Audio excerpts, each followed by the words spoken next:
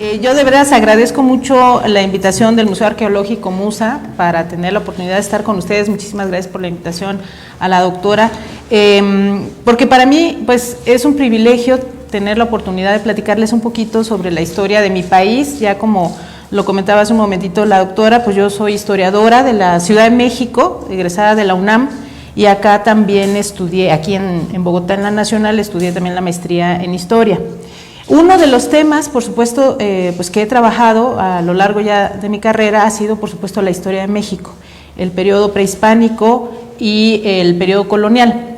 Y voy a empezar haciendo alguna precisión a propósito del periodo sobre el cual vamos a hablar y el tema que nos toca conversar el día de hoy. Hoy vamos a hablar de los mayas al Imperio Azteca. Pero no podemos empezar a hablar de los mayas si no sabemos de dónde salieron y cuál era la cosmovisión que compartieron muchos de estos pueblos. Aquí nosotros solamente vamos a hablar como de manera particular de los mayas y de los mexicas, que sería su nombre adecuado, pero sí quisiera yo comentarles algunas cosas de dónde surgen estos pueblos, cuáles son sus principales características y luego algunas de sus particularidades. No fueron los únicos pueblos que surgieron en la región de la cual vamos a hablar ahorita, y son ambos, los mayas y el Imperio Azteca, herederos de tradiciones pues muy antiguas. De eso vamos a comentar un poquito. Entonces, una precisión que yo quisiera hacer es que en México los historiadores preferimos referirnos, cuando se trata del periodo histórico anterior a la llegada de los españoles, preferimos hablar del México antiguo, ¿sí? En vez de decir México prehispánico o México precolombino, que también son términos que ustedes seguramente van a poder encontrar en diversos textos. Pero digamos que para nosotros lo más adecuado es referirnos a ese largo periodo de nuestra historia como el México antiguo. Y esto sobre todo es porque hay que tomar en cuenta que cuando llegaron los españoles y en México se hizo la conquista, México ya tenía una historia de 3000 años de antigüedad, ¿sí? Es decir, la civilización arranca ya formalmente, lo vamos a ver en un momentito más, cuál fue la cultura madre, pero arranca aproximadamente hacia el 1500 antes de nuestra era. Es decir, hacia el 1500 antes de Cristo ya podemos hablar de una civilización con todas las características de una civilización, y eso por supuesto dura, digamos, diferentes pueblos van desarrollando la cultura y la sociedad hasta 1521, ¿no? Entonces tenemos 3000 años de historia. Por eso para los mexicanos la historia no empieza con la llegada de los españoles, es un momento, el tema de la conquista y del periodo colonial es un momento de nuestra historia, es un episodio pues muy difícil, ¿verdad?, por diversas razones, pero no arranca de ahí en nuestra historia. Entonces, para nosotros el legado del México antiguo pues es muy importante por ese motivo, porque nosotros, es decir, los mexicanos de hoy, del siglo XXI, pues somos herederos de todas esas tradiciones. Quizás en el caso, por ejemplo, mío, qué pena hablar en primera persona, pero yo soy de la Ciudad de México, entonces mi tradición, digamos, de herencia cultural viene por línea directa, ¿no?, ¿cómo se llama?, del pueblo mexica, que ustedes conocen más como aztecas. Vamos a ver también de dónde viene ese término de aztecas, aunque lo más adecuado es llamarlos mexicas, que también le dan su nombre al país, que adecuadamente debería pronunciarse Mexico, ¿no? Pero entonces le decimos México por esa castellanización que se hizo del sonido a una J, ¿verdad?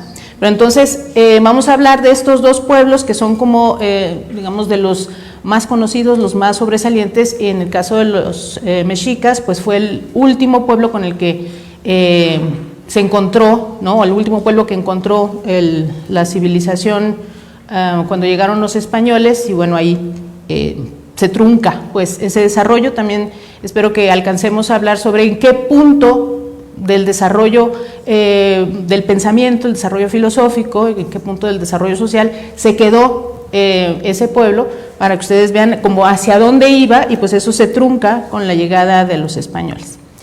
Bien, entonces acuérdense, México antiguo, ¿sí? No México prehispánico, México precolombino, que se usaban mucho estos dos términos, digamos por ahí hasta la década de los 60, 70 se usó mucho, pero se ha preferido hablar entonces del México antiguo en vez de los dos términos anteriores.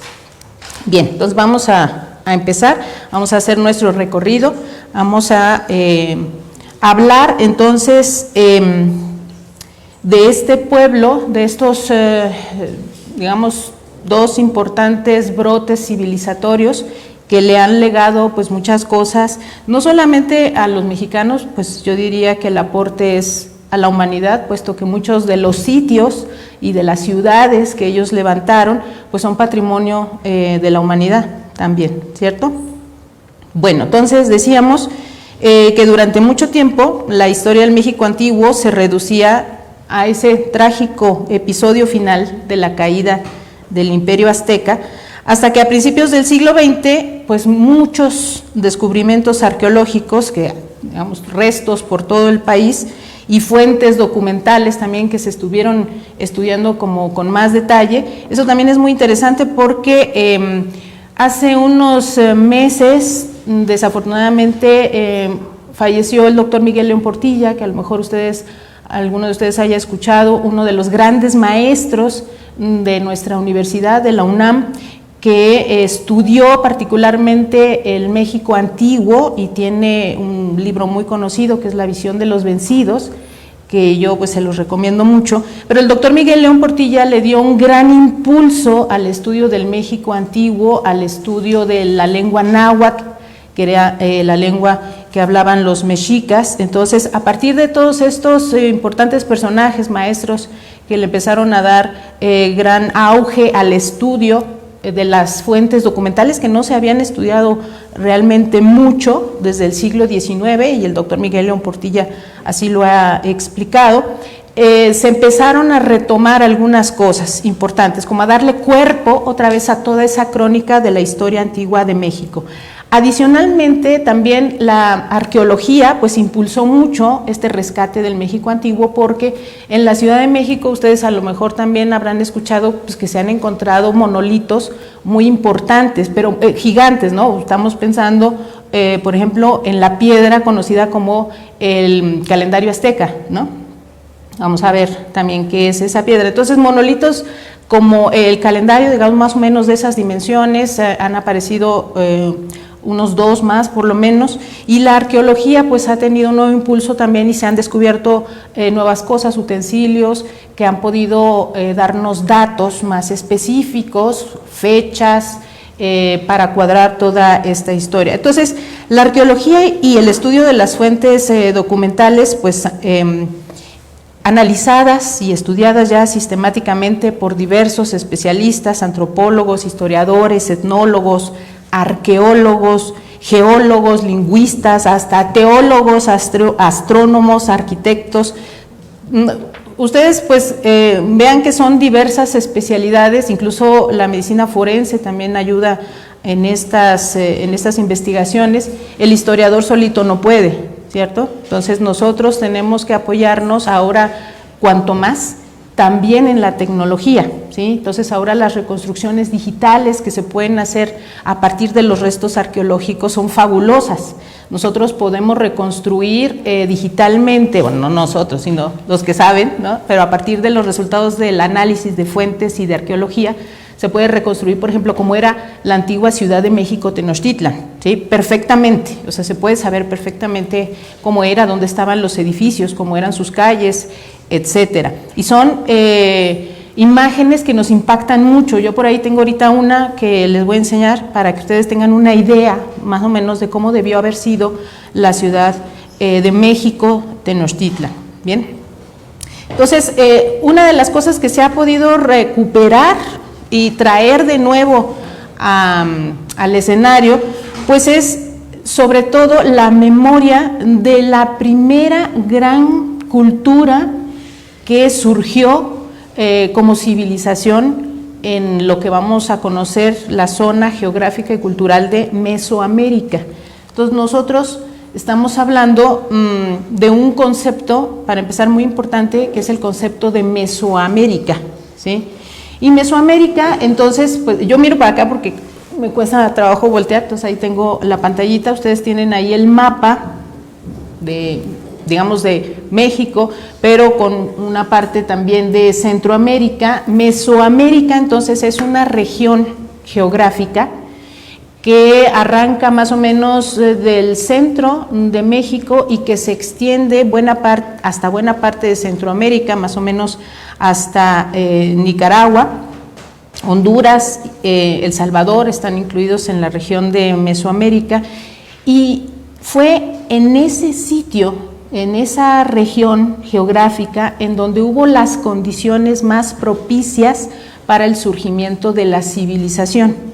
Entonces va a ser en esa zona, en esa extensa zona, en donde tengan lugar el nacimiento de la primera cultura madre, de la cultura de los olmecas, pero también va a ser el sitio, la cuna, en donde van a surgir otras culturas súper importantes como la teotihuacana. Ustedes, ¿alguno de ustedes que haya estado en México fue a Teotihuacán? Sí, bueno.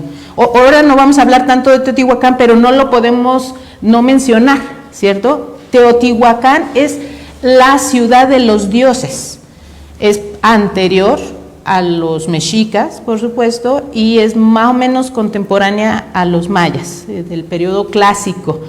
Pero Teotihuacán, entonces, una gran cultura que surge también en el centro de México, en el marco de esta zona geográfica que es Mesoamérica. Los mayas, por supuesto, los toltecas también, que fueron otra importante cultura, y finalmente los mexicas, que llegaron a constituirse en un gran estado, ¿no? En un imperio, como es que también se le llama. Entonces, por mencionar algunas, ¿no? Porque no estamos hablando, por ejemplo, de las culturas de Oaxaca, no estamos hablando de otras culturas, alguna también del norte de México, sino que nos centramos solo en esta zona geográfica, que es una extensión, decíamos, que abarca entonces desde México los países de Guatemala, Belice, Honduras y El Salvador, ¿sí?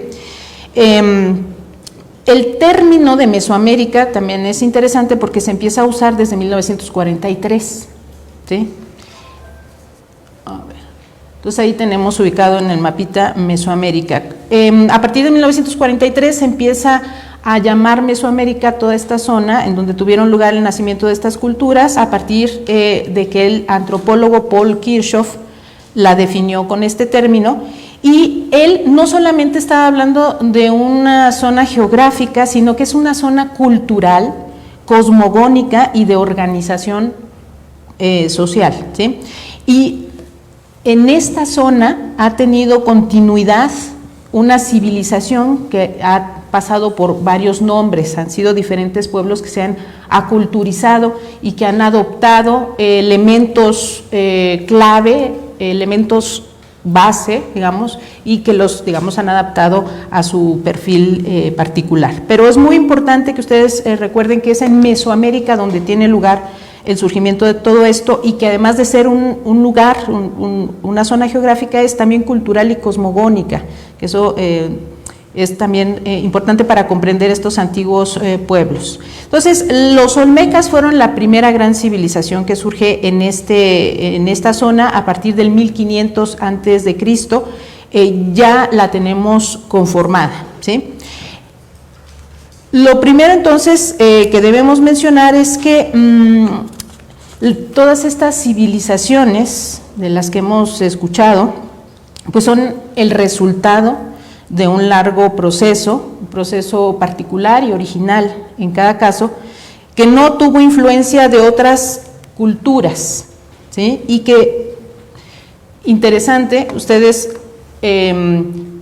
recuerdan, por ejemplo, que en Teotihuacán pues hay importantes pirámides, la pirámide del Sol, la pirámide de la Luna, una planificación urbana, porque si ustedes se suben a alguna de estas pirámides pueden ver perfecto que eso estaba bien cuadradito, o sea, había una avenida central y bueno, ya el plano general de la ciudad nos deja ver que había una división de la ciudad como en 4 partes, como era una cuadrícula y había una zona urbana. Lo que nosotros conocemos hoy, por ejemplo, de Teotihuacán es el centro ceremonial, ¿no? Lo que podemos visitar.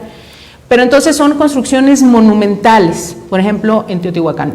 En la zona maya, construcciones monumentales, igualmente.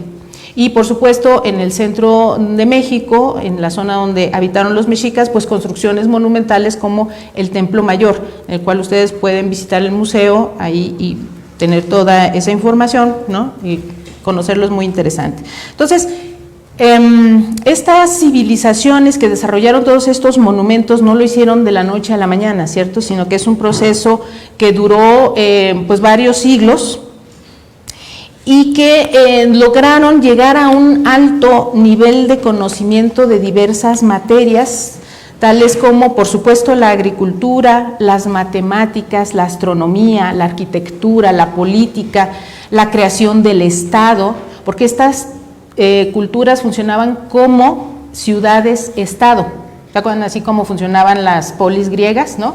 Cada ciudad era un estado en particular, pues más o menos funcionaba así en Mesoamérica, ¿sí? Eran ciudades que se gobernaban autónomamente, ¿sí? Entonces esto nos habla de un sistema muy complejo, social, político, religioso y militar, porque fueron también muchas de estas civilizaciones guerreras, ¿sí? Los mexicas, por ejemplo, tenían ese perfil particularmente guerrero. Entonces, y todo esto lo afirman así, no lo estoy diciendo yo, sino que lo afirman otras personas que han investigado prácticamente durante toda su vida estos temas, como el doctor Ignacio Bernal, quien al respecto de Mesoamérica nos dice lo siguiente, comillas, no cabe duda de que hay que colocar a Mesoamérica entre las civilizaciones de primer cuño o de primera generación, es decir, que no descienden de otras, sino que arrancan de una matriz primitiva. Por tanto, sus triunfos o derrotas solo pueden compararse con los triunfos o derrotas de civilizaciones del mismo tipo, como las que florecieron en Egipto, China, Sumeria, Babilonia, India, la civilización minoica y la andina. Por su parte, el doctor Miguel León Portilla, del que ya hemos mencionado, además de coincidir con lo que decía el doctor Ignacio Bernal, hace énfasis en el hecho de que el surgimiento y desarrollo de las civilizaciones mesoamericanas rompió con el paradigma de la evolución civilizatoria unilineal y en cambio plantea el surgimiento plurilineal del desarrollo cultural humano, ya que en esta región de América tuvieron lugar, como en otros sitios del planeta, la revolución agrícola, la revolución urbana, y que en una situación de aislamiento dieron lugar a un proceso civilizatorio original e independiente. ¿Qué quiere decir todo este rollo? A ver. De acuerdo tanto con el doctor Ignacio Bernal y el doctor Miguel León Portilla, la civilización en la humanidad surge en diferentes puntos y en algunos de manera independiente, sin influencia de una o de otra. Por ejemplo, la primera vez que el ser humano se cuadró el tema de la civilización, de la ciudad, ¿dónde fue? A ver. Sí, Mesopotamia, ¿no? La ciudad de Ur, por ejemplo, ¿no? De todos los términos que tenemos como urbano, urbanidad, pues vienen de ahí, de la ciudad de Ur. Entonces, la primera vez que el ser humano hizo ciudad fue ahí en Sumeria, ¿no? Entre el Tigris y el Éufrates. Los ríos siempre son importantes, tiene que haber un suficiente abastecimiento de agua para que haya una buena producción agrícola. Entonces, entre el Tigris y el Éufrates surge por primera vez, primera en la humanidad, la civilización. Muy cerquita en el tiempo surge entonces el antiguo Egipto, ¿no? Por primera vez, y también tenemos el río Nilo, ¿no? Como una fuente fundamental para el desarrollo de la cultura. Y muy cerquita de Egipto, entonces tenemos el surgimiento de la civilización también en el Valle del Indo, ¿no? Harappa y Mohenjo-Daro, ¿no? Por ejemplo, que también ahora pues se han descubierto muchas cosas y cronológicamente están bastante más cerca que incluso el surgimiento de la civilización en China. Pero por ejemplo en China el desarrollo civilizatorio fue bastante independiente, se tardó un poquito más, pero surge como una civilización igualmente perfecta a como surge en Sumeria o como surgió en Egipto. Bueno, de acuerdo con el doctor Miguel León Portilla y el doctor Ignacio Bernal, sucedió el mismo proceso civilizatorio, se dio en América, ¿sí? Y en este caso surge en primer lugar en Mesoamérica, y la cultura madre es la cultura olmeca. Ahora, ¿cómo es que, no sé si ustedes se pregunten, pero cómo es que se llega a esto? O sea, ¿cómo diferentes pueblos en diferentes lugares llegan a lo mismo? Es decir, con sus características particulares, pero llegan a crear una sociedad que tiene prácticamente las mismas características en todas partes. Una sociedad altamente jerarquizada, con digamos, una suficiencia en producción de alimentos que le permite tener una especialización del trabajo, y eso permite tener división, ¿no? Una división social en jerarquías, porque entonces si hay suficiente alimento, hay otras personas que se pueden dedicar a otras cosas, que pueden producir alfarería, que se especializan, y otras personas que se dedican solo a cuidar a esa gente, los guerreros, y otras personas que se dedican solo al culto, a los ritos. Entonces aparece los sacerdotes, y alguien en la cúspide, porque estas son sociedades piramidales, gobierna, alguien manda, ¿sí? Y manda absolutamente, porque ahí no se cuestionan las órdenes que da el faraón, el tlatoani, ¿no? Entre los mexicas, no se cuestiona, sino que es alguien que manda absolutamente. Entonces, el factor común, o uno de los factores comunes importantes a todas estas civilizaciones es que son de base agrícola, y esto es importante, ¿sí? Bien, sin embargo, bueno, el desarrollo pues no fue tan rápido. porque tarda tanto tiempo, podríamos decir, en surgir la civilización en Mesoamérica? Porque estamos hablando que tenemos civilización ya con todas las de la ley a partir del 1500 antes de Cristo. ¿Y cuándo surge, cuándo podemos hablar ya de ciudad en Mesopotamia? A ver, acuérdense. Échenle, a ver. ¿Cómo? A ver, voten corriente, a ver. ¿Un poquito más? 3500 es cuando surge, se calcula la escritura, ¿no? Es el origen de la historia. Aproximadamente en el 3500 antes de Cristo ya tenemos escritura en Sumeria, ¿sí? Entonces, eso quiere decir que un poquito antes ya había esa gente, ya estaba viviendo en ciudad. Muy probablemente, pónganle ustedes el 4000 antes de Cristo, ¿no? Entre el 5000 y el 4000 ya estamos hablando de que la gente se va organizando, y ya para el 3500, cuando tenemos el sistema de escritura, que es un sistema complejo, ¿no? Estamos hablando ya del surgimiento de la ciudad. Entonces vean que aproximadamente son, ¿qué? 2000 años después, ¿no? Cuando surge la civilización en Mesoamérica. Bueno, eso también depende un poco del proceso de llegada del ser humano al continente y cómo se fue poblando, etcétera. No es por otra razón, ¿no? Sino porque quizás empieza un poquito más tarde, dependiendo de la migración también del ser humano y de las condiciones también climáticas, ¿no? Ustedes saben que buena parte del sur de Estados Unidos y del norte de México es desierto. Entonces, sobrepasar el desierto y llegar a un sitio en buenas condiciones también toma su tiempo. Bueno, entonces decíamos, para llegar a esta conformación del mundo urbano, el hombre de estas regiones debió atravesar todos estos estados de progreso social y transformarse de cazador-recolector y nómada a sedentario y posteriormente agricultor, y posteriormente hacer el paso a la revolución urbana, ¿sí? Es un proceso que sigue prácticamente toda la humanidad. Emily McClung nos dice que comillas, el origen del cultivo de plantas es uno de los procesos más importantes en el desarrollo sociocultural y económico de los pueblos mesoamericanos, ya que implica una serie de transformaciones en las actividades de subsistencia que afectaron tanto la organización social como las estructuras económicas de estos pueblos.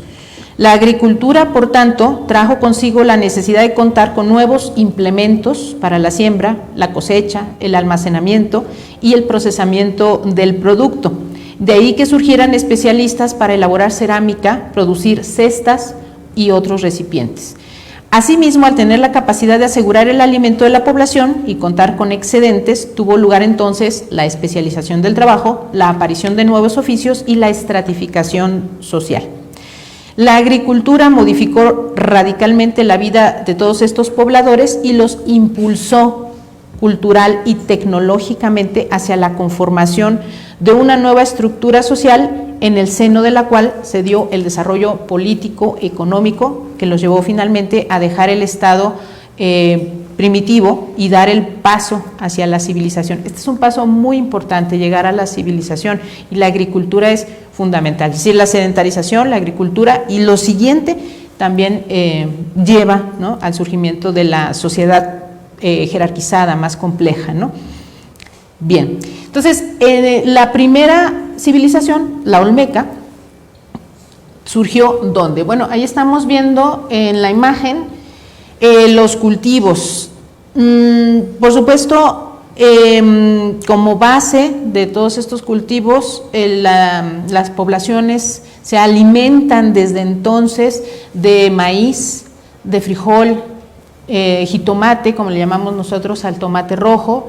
En México también hay tomate verde, entonces al rojo le decimos jitomate y al verde solo tomate. Pero esa sigue siendo, y el chile, por supuesto, ¿no?, el ají, sigue siendo la base alimenticia del pueblo mexicano hasta el día de hoy. Maíz, por supuesto las tortillas y todos sus derivados del maíz, pasando por bebidas. A lo mejor ustedes, los que hayan ido a México, han probado el atole, ¿sí? Pues el atole, ¿de qué es? Es una bebida con base de maíz, ¿no?, con algún sabor ahora, ¿no? Puede uno tomar atole, lo que sea, chocolate, fresa, pero es una bebida a base de maíz. Las tortillas, fundamentales para nuestra dieta. Yo llevo 10 años en Bogotá y todavía no me acostumbro a comer sin tortilla, y luego cuando no tengo tortillas se me complica un poco la vida, pero bueno, ahí vamos. Entonces, para nosotros sigue siendo fundamental el tomate y el chile y el frijol, que complementan siempre nuestra alimentación. Entonces, estas personas todas han compartido esa base alimenticia, y el primer sitio en donde va a tener lugar esta civilización es en la región costera del Golfo de México, que hoy conforma la parte sur del estado de Veracruz y la colindante con el estado de Tabasco. En esta área, además, se encuentran muchos ríos, es decir, agua hay en abundancia, hay muchos pantanos también, pero ahí es donde se da el primer gran epicentro cultural, ¿sí?, en la zona entre Veracruz y Tabasco. Surgen los olmecas. Y los olmecas tienen una duración en el tiempo que va del 1500 a.C. al 900 a.C. Entonces, ¿qué hacen los olmecas como para que nosotros podamos hablar de una gran civilización?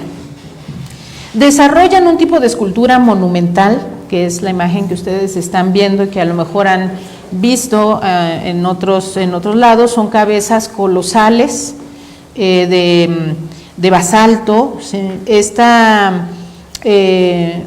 Este trabajo escultórico, vean ustedes que es perfecto, ¿sí?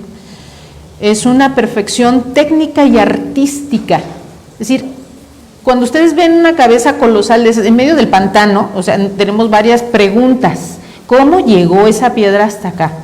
Y luego alguien sabía perfectamente bien cómo tallarla, ¿sí? Entonces tenemos esta especialización del trabajo tan alta que llega a ser artística. Ahora a nosotros nos puede parecer que tiene mucho valor estético, pero en su momento muchas de estas piezas no lo hacían tanto por estética, sino para representar, para dar un mensaje. Probablemente estos personajes que representaron los olmecas pues eran gobernantes o sacerdotes, o sacerdote gobernante, ¿no? Puede ser. Entonces esta digamos especialización nunca antes vista, ¿no?, quizás sea igualada muchos siglos después por los mayas o los mexicas, ¿sí? O sea, alto grado de especialización.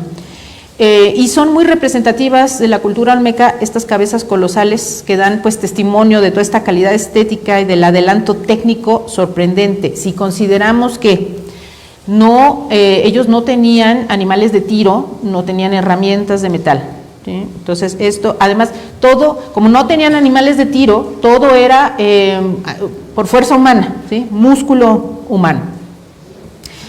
También esto es sorprendente, dado que se necesitaba una organización social que trabajara milimétricamente, ¿sí? Ya que la piedra que se necesitaba para estas piezas, estos enormes monolitos que llegaban a pesar a veces hasta 25 toneladas, no existen en el área. Entonces, esto debió ser transportado aproximadamente a lo largo de 80 kilómetros. Bueno, entonces todo esto es un mensaje, es decir, ver una de estas cabezas o ver una pirámide nos da un mensaje. Aquí había una sociedad altamente estratificada, alguien daba órdenes y muchos más obedecían. Ahora, obedecían también porque tenían un mito en común, ¿sí? Todos probablemente creían o tenían que creer en algo para poder lograr en conjunto un resultado así. Entonces, los olmecas producen también altares, estelas, figuras de menor formato, porque tienen muchas figurillas pequeñas, y el estilo olmeca se difundió, fue el primero que se difundió por toda Mesoamérica. Entonces, los primeros momentos de estas grandes culturas que nosotros vamos a hablar ahorita, incluyendo los mayas, tienen una reminiscencia olmeca, ¿sí? Algo nos recuerda en sus primeros momentos a los olmecas. Por supuesto, no tenemos mucha evidencia, pero se presume que los olmecas debieron haber sido también guerreros, porque de otra forma no podemos entender muchas cosas. Entonces, es una sociedad que ya practicaba, por supuesto, el comercio, la guerra, ¿sí? Y a través de la guerra llevar sus productos, pues sí, como obligar a otros pueblos a tener y mantener relaciones comerciales por un territorio bastante extenso, porque esto llegaba hasta Oaxaca, ¿no? Y nos lleva a pensar también en la existencia de esta avanzada organización estatal. ¿Ustedes me alcanzan a oír? Porque yo tengo el ruido aquí de la lluvia, ¿sí? Bien. Entonces, la organización estatal, fíjense que la concepción del Estado también es muy importante, ¿sí? La política, o sea, hay un aparato burocrático y administrativo en estas sociedades. Que todo, o sea, hay ministerios, pues, ¿no? Hay un ministerio de gobernación, de guerra y de hacienda, si le podemos llamar así, porque los tributos son fundamentales para todas estas culturas. Otro elemento característico de los olmecas que va a heredar a las otras culturas mesoamericanas va a ser el de la religión. Es decir, yo les estoy mencionando todo esto de los olmecas porque si no, no nos podemos explicar, o digamos que de la noche a la mañana, tanto mayas como mexicas compartan algunos elementos, sino que estos pueblos son herederos en buena parte de muchas de estas cosas que por primera vez aparecen con los olmecas. Entonces, la religión, el concepto, ¿no? No solo de religión, sino el concepto, la concepción del universo, también parte de los olmecas, ¿sí? Entonces, ellos van a ser los primeros que sienten las bases de esta compleja cosmovisión que de ahí en adelante van a compartir las otras culturas.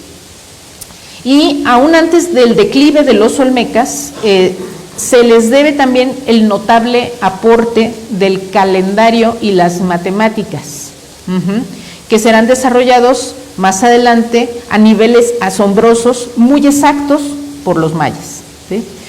Entonces los mayas lo van a llevar a su perfección, digamos, ¿no? Porque son el pueblo que tiene como más ese perfil de estudiar, de ser matemáticos, estudian los mayas medicina, astronomía, matemáticas, arquitectura, entonces ellos tienen mucho ese perfil.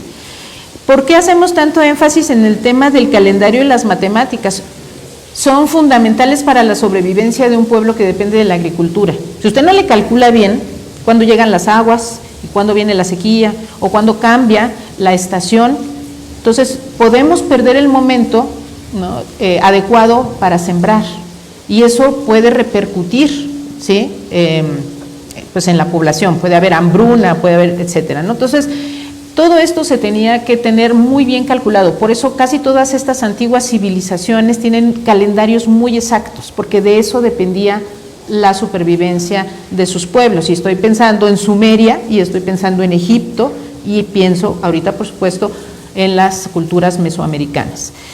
De acuerdo con el doctor Miguel León Portilla, entonces la influencia de esta primera civilización impactó a 5 grandes áreas culturales de México. La zona del Golfo, que es la zona costera, ¿no?, que da como hacia el Atlántico, la del Golfo de México, la zona maya, la zona de Oaxaca, que está del otro lado, y la del altiplano central, que es donde se van a localizar hacia el final los mexicas, y con alguna menor intensidad hacia el norte de México y el occidente, ¿sí? Es también a partir de la cultura olmeca que el desarrollo histórico del periodo del México antiguo se divide cronológicamente en 3 etapas principales. Bueno, ahí tenemos otras 2 imágenes de las cabezas olmecas, son 17 las que se han localizado. Y vean que tienen rostros, es decir, son personajes individuales, no son, digamos, rasgos generalizados, sino que ellos tienen su propia fisonomía, ¿no? Son retratos, pues, ¿no? Muy interesante el tema de los olmecas. Bien, pero los olmecas entonces nos introducen a todos estos elementos, entre otros, ¿no?, que para los estudiosos ha sido importante, pues, dividir la historia del antiguo México y de estas culturas en por lo menos 3 periodos, ¿sí?, porque es largo, es muy largo el periodo antiguo de México. Entonces tenemos el periodo preclásico, que arranca con los olmecas, ¿sí?, el periodo clásico, en donde van a estar Teotihuacán y la edad de oro de los mayas, y el posclásico, es decir, ya la última fase del México antiguo, que arranca más o menos por el 900 hasta 1521, es decir, de la caída de Teotihuacán hasta la llegada de los españoles, ¿sí?, en donde tiene lugar el final de la época mesoamericana, y hay 2 pueblos importantes en este periodo: los toltecas, con Tula, y los mexicas. Bueno, nosotros nada más vamos a ver a los mexicas, ¿sí? Bien, entonces desde los olmecas todas estas culturas van a compartir todos estos rasgos y características que los definieron como partícipes de una misma unidad y herencia cultural.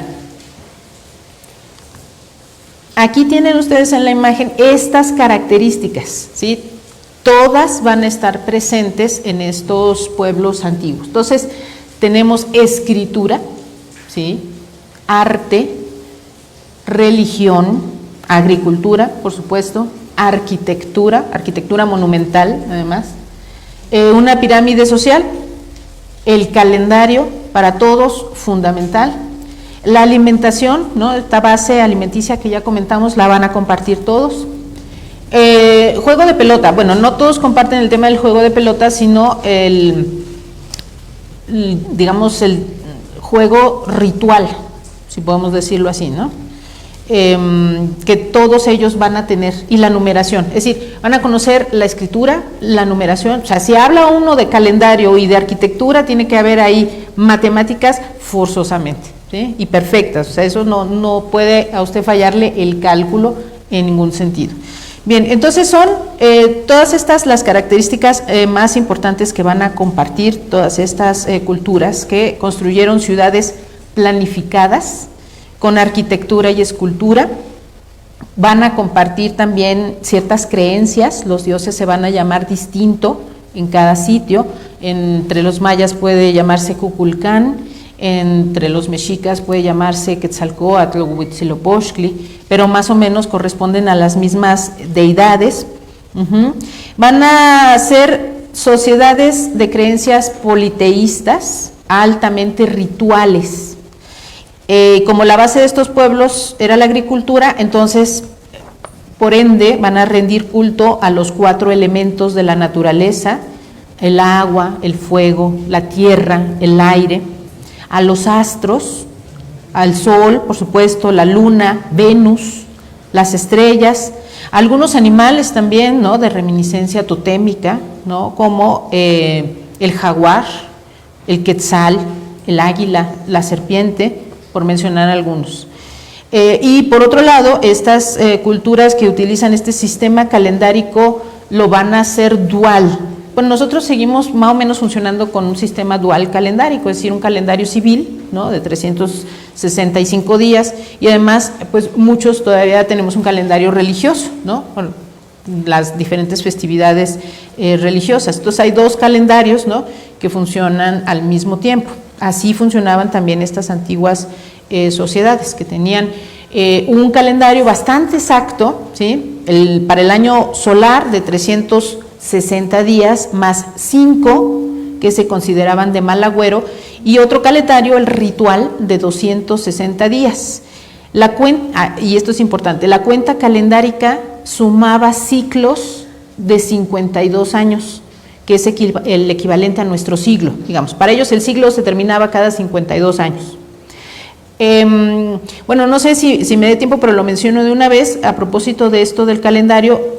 Estas sociedades, por su base agrícola, entonces observan la naturaleza, y cuando uno ve que son cosas que se repiten, es decir, después del día viene la noche y luego otra vez el día, y así sucesivamente, que hay un cambio de estaciones a lo largo del año, y que cuando se siembra hay un ciclo vital de la planta, y que esa semilla, que es como el culmen, ¿no?, del desarrollo de la plantica, vuelve otra vez a la tierra y vuelve así, ¿no? Es un ciclo. Entonces, para estas antiguas culturas mesoamericanas, la concepción del tiempo no va a ser lineal, como nosotros ahora tenemos pues en nuestra tradición judeocristiana como la concepción lineal del tiempo, ¿no? O sea, vamos desde el origen de los tiempos hasta donde acabe el Armagedón, el fin de los tiempos, lo que sea. No, entre los antiguos mesoamericanos no era así. Entonces, el tiempo era un ciclo, ¿sí? O sea, el tiempo era circular. Por eso, digamos, hay cosas que pueden volver a suceder, ¿no? O sea, situaciones que pueden repetirse en algún momento, ¿no? Porque son ciclos. Bien, entonces, este es, por supuesto, uno de las características también importantes que van a compartir. El doctor también Ignacio Bernal coloca a Mesoamérica dentro de las civilizaciones universales por el tema de la escritura. O sea, no solamente entran estas civilizaciones en la historia universal por sus construcciones monumentales, sino también por la escritura y las matemáticas. Todas estas culturas conocieron la forma de registrar por escrito los hechos más importantes de su historia y de su religión, aunque fue entre los mayas donde la escritura alcanzó su mejor expresión. Además, los mayas lo escribían todo. O sea, un estudio de herbolaria por escrito, una guerra o hechos importantes dentro del periodo de algún rey por escrito. Todo lo escribían los mayas, ¿sí? Claro, mucho, por supuesto, se perdió durante el periodo de la conquista, pero algunos códices que se han podido rescatar, pues nos dan cuenta de las diferentes materias que consignaban los mayas con su escritura. Entonces, la escritura maya era jeroglífica con una combinación de símbolos fonéticos e ideogramas que podían formar conceptos complejos y funcionar también como representaciones fonéticas, por eso lo podían escribir todo, ¿sí? Con la escritura entonces tenemos la aparición de los códices, que es así como se llama a los libros entre los mayas. Bueno, antes de seguir ahí con el tema de los códices, aquí en la imagen están ustedes viendo una de las innovaciones tecnológicas que hubo en Mesoamérica, porque pues ya saben que México se fundó en el medio de una laguna, ¿no? Entonces el problema que tenía esa gente, ¿y de dónde vamos a sembrar? ¿Y cómo hacemos? Porque pues depende de la agricultura, ¿no? Entonces se idearon un sistema que no necesitaron salir del lago para poder producir sus alimentos, sino que del fondo del lago se cogía un poco de tierra y la prensaban sembrando unos árboles que tienen unas raíces que como que amarran la tierra, y esas eran unas como jardineras gigantes que daban hortalizas, lo que usted quisiera. Además era una tierra súper fértil, ¿no? Que no necesitaban ni regar, pues estaba ahí en el lago, ¿no? Entonces fue un sistema muy exitoso que proveyó de alimento durante generaciones, en el caso de los mexicas, por vivir en la zona lacustre. Los que vayan a la Ciudad de México van a ver que lo que queda del lago y de las chinampas, en todo caso, se puede ver todavía en Xochimilco, en algún lugar ahí de Xochimilco lo pueden ver. Entonces, innovaciones tecnológicas también las tenemos entre los mesoamericanos, particularmente los mexicas innovaron con el tema de las chinampas. Entonces, volvamos a lo de los códices, así es como se llamaban a los libros entre los mayas principalmente.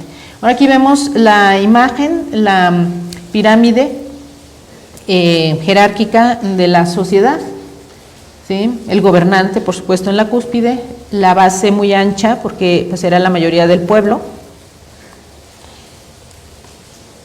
Y tenemos ahí también en la imagen una mención que estoy haciendo sobre el comercio, fundamental también para todas estas culturas, es decir, lo que no había en la zona maya lo conseguían en el altiplano. En Teotihuacán tenemos la evidencia arqueológica de barrios de extranjeros, es decir, no solo vivían teotihuacanos en Teotihuacán, sino que llegaban mayas, llegaba gente de Oaxaca, llegaban orfebres, llegaban ceramistas, es decir, artesanos a trabajar en Teotihuacán, y luego piezas teotihuacanas que se han encontrado en el área maya, ¿sí? Entonces el comercio era abundante. Cuando los mexicas se lanzan a la conquista de tantos territorios y pasan por el área maya, no la devastan, no la conquistan violentamente, pero sí hay una conquista comercial. Entonces los mayas mantienen lazos comerciales en su momento también con los mexicas. Los mayas, por cierto, no desaparecen, acuérdense, ¿no? O sea, los mayas siguen viviendo en su zona maya, el Mayapán es muy grande, y siguen comiendo su comida deliciosa, visten sus hermosos tejidos y hablan sus lenguas mayas. Entonces los mayas no desaparecieron, dejaron algunas ciudades por diversas razones y se fueron a vivir a otros sitios. Bueno, entonces todas estas características que se consignan en los códices como guerras, como listas de gobernantes, catástrofes naturales, también hay estudios sobre herbolaria, oraciones, cantos, libros de recomendaciones y pensamientos, como un poco el pensamiento crítico filosófico al que tendían los mayas, y relaciones de tributo, por supuesto, y libros como del destino, ¿no? La numeración, por su parte, fue conocida entre los pueblos mesoamericanos, fue de base vigesimal, y con el descubrimiento que los mayas hicieron del cero, se hacían cálculos de cuenta larga con grandes cantidades numéricas a través de un sistema posicional. Es decir, esta gente logró una sofisticación bastante alta. El concepto del cero es complicado, ¿sí? Pero es fundamental para hacer cálculos muy exactos. Entonces ellos logran llegar a este concepto de la nulidad, que es el cero, para poder hacer el resto de sus cálculos. La base es vigesimal, o sea 20, ¿cierto? Pues bien, entonces, una vez que hemos mencionado los principales rasgos culturales que comparten todas estas civilizaciones del periodo del México antiguo, vamos a hablar ahorita con mayor detalle de ellas. Aquí tenemos una imagen del calendario, o lo que se conoce como calendario azteca, quería yo representar el tema de la religión compartida, ¿no? La cosmovisión. Pero en particular, esta piedra que ustedes pueden ver en el Museo de Antropología y en la Ciudad de México, no es un calendario, ¿sí? Es una piedra de sacrificio. Y no puede ser un calendario porque la imagen central, no sé si se alcanza a ver o lo alcanzan a distinguir, que es, ahí ven un rostro que tiene la lengua de fuera, es el sol. Entonces, en todo caso sería un solario, pero no un calendario. Se le ha llamado calendario porque efectivamente tiene la representación de los meses alrededor, pero lo que representa es la cosmovisión, que es cíclica, ¿sí? Pero es una piedra de sacrificio y es pues muy grande, ¿no? Entonces no es un calendario, pero bueno, es con ese nombre con el que mayormente se conoce a esta piedra sacrificial que tiene a Tonatiuh en el centro, el sol, ¿vale? Una representación también del juego de pelota, que era un ritual, no era tanto un deporte como un ritual, era una batalla sagrada, ¿sí? Donde dos bandos se encuentran y el que gana es el que se sacrifica, ¿no? Porque la concepción es distinta, es decir, también vamos a hablar más adelantito de la importancia de la ofrenda y por qué se da, es decir, por qué era tan importante para estos antiguos pueblos la ofrenda, el sacrificio, ¿sí? Porque de ello también dependía su supervivencia, era una especie de retribución hacia los dioses por la vida que les daban, ¿no? Pero ahí vamos. Entonces vamos a hablar de los mayas. Bueno, aquí tenemos también representación de la escritura. Aquí tenemos una representación del códice, en este caso el códice Dresde, de los pocos códices que se han podido encontrar y rescatar. Entre los mayas, además, hubo particularmente mucha destrucción de antiguos documentos y luego pues pocos fueron rescatados o pocos sobrevivieron y otros pocos han sido encontrados, pero entonces de entre esos pocos el códice Dresde es de los más importantes. Y vean que son los códices una larga tira de papel de amate, o sea, era papel, o de otras fibras, que son fibras de árboles también, o de plantas, de las cuales se hace un tipo de papel, sobre el cual se escribe y eso se pliega, ¿no? Como si fuera un biombo. Entonces después eso se abre, así como si fuera un acordeón o se va doblando. Entonces a eso también es como un libro, ¿no? Bien, entonces los mayas. La otra gran cultura del clásico, porque recuerden que los mayas, su momento de mayor esplendor de este grado, alto grado de desarrollo cultural, tiene lugar en el periodo clásico.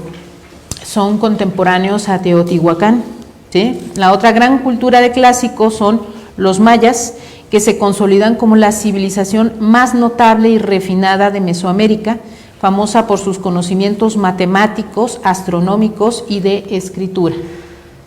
Más códices, otros códices, y vean que eran completamente tratados, o sea, eso estaba lleno de información.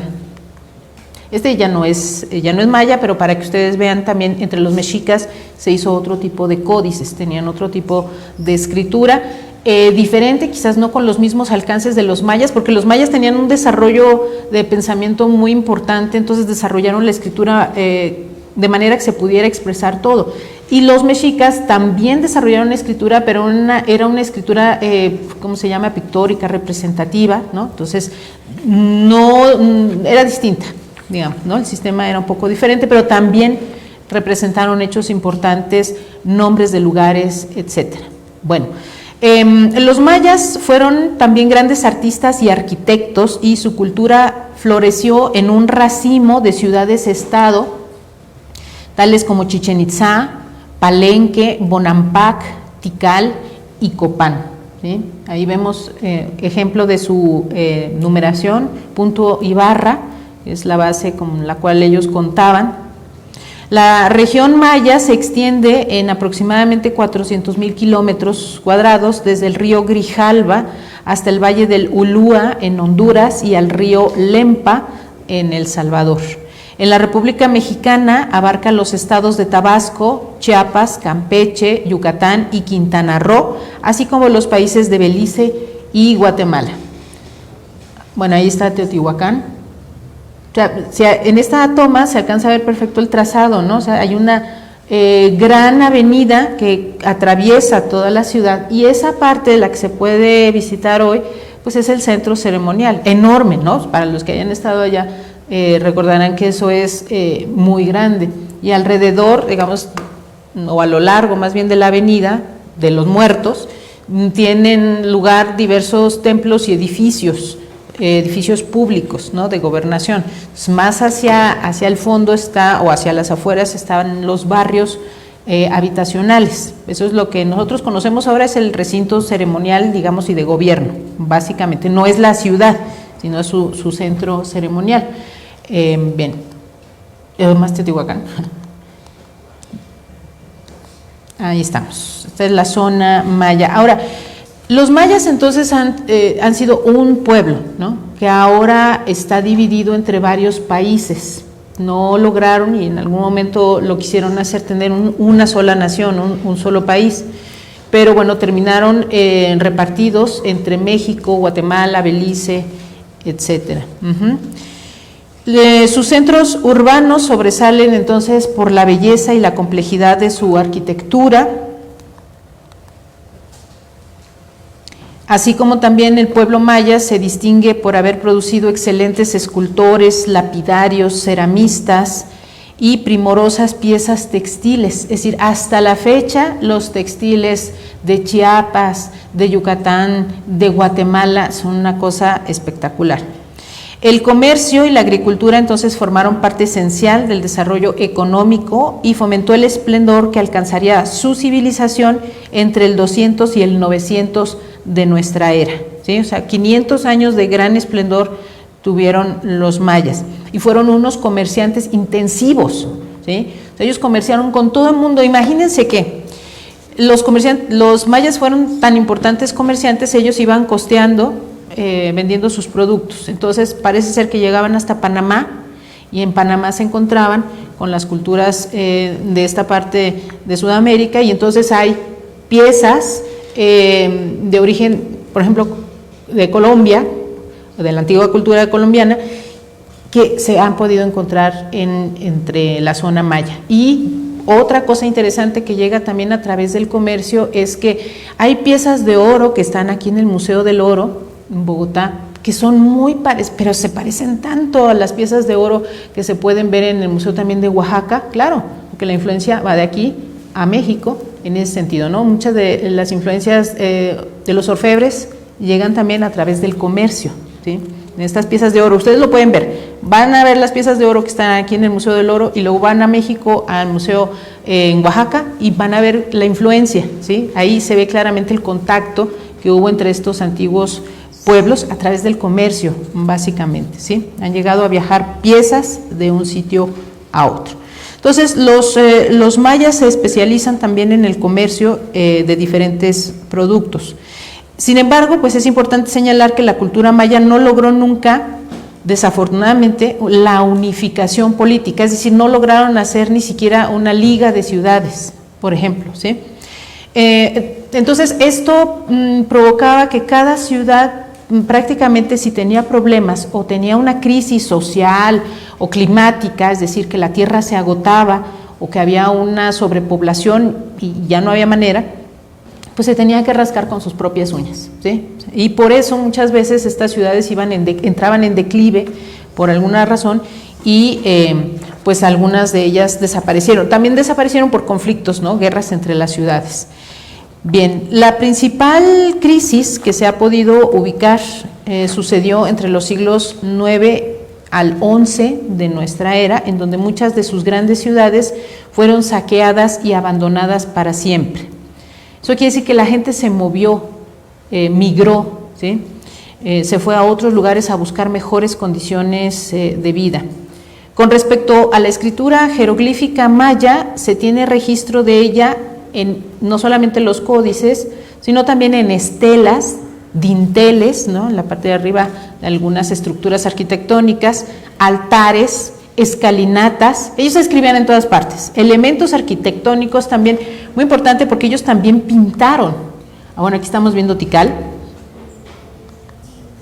Y ellos fueron también excelentes pintores, los mayas. Es decir, ¿en qué área no incursionaron los mayas? En una de estas, bueno, no tengo el fragmento particular, no alcanzo a ver ahí, pero en uno de estos fragmentos de este mural que estamos viendo ahí de Bonampak, hay una procesión de músicos. Entonces también los mayas, digamos, tenían diversos instrumentos musicales.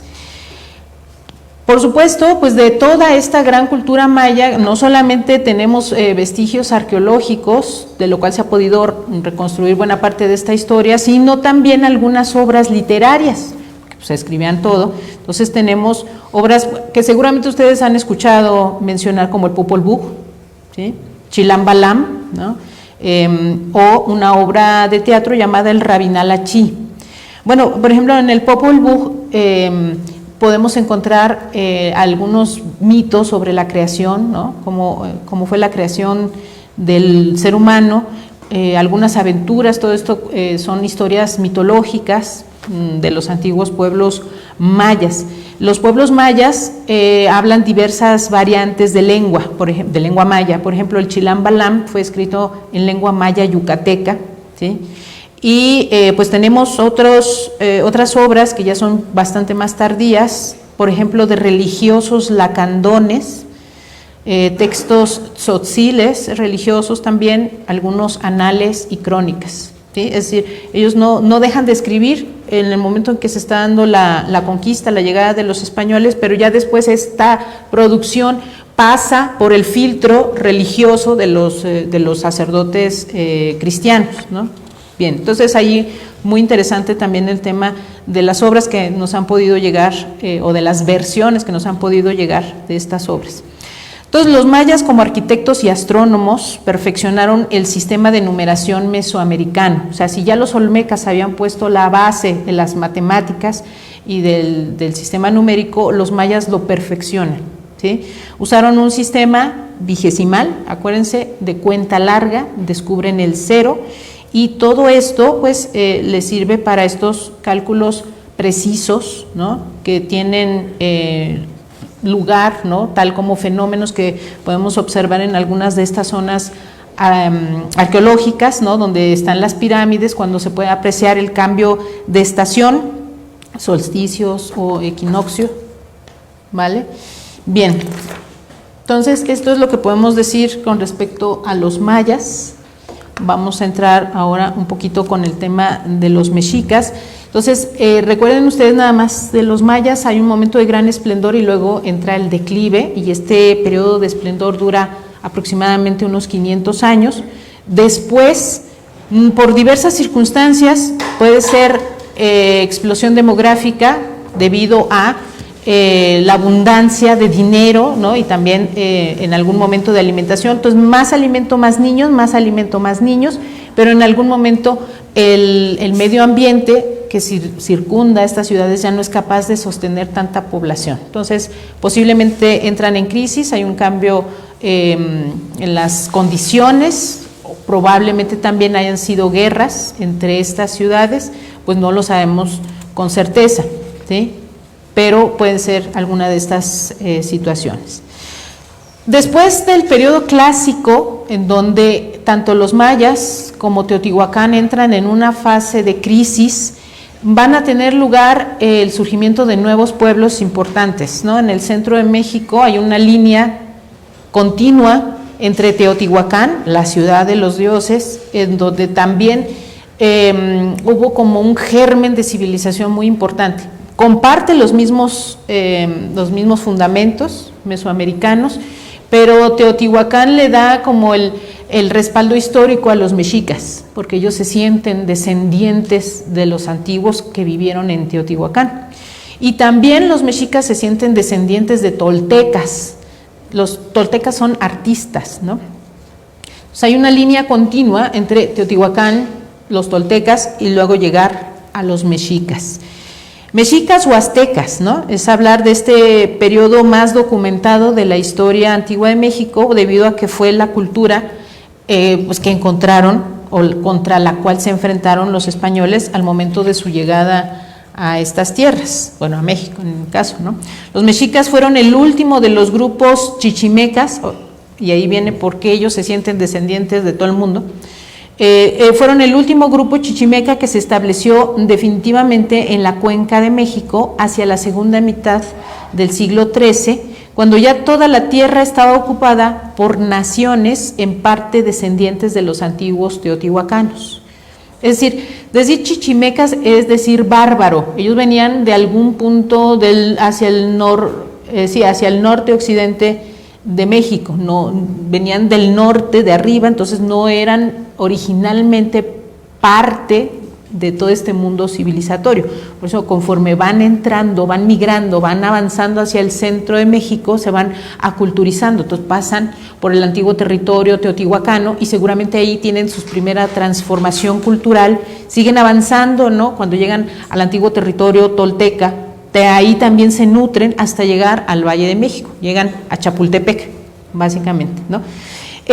Este grupo decía provenir de una isla llamada Aztlán, de ahí es que proviene el término de azteca. Esta localización de Aztlán probablemente sea un lugar mítico, ¿sí?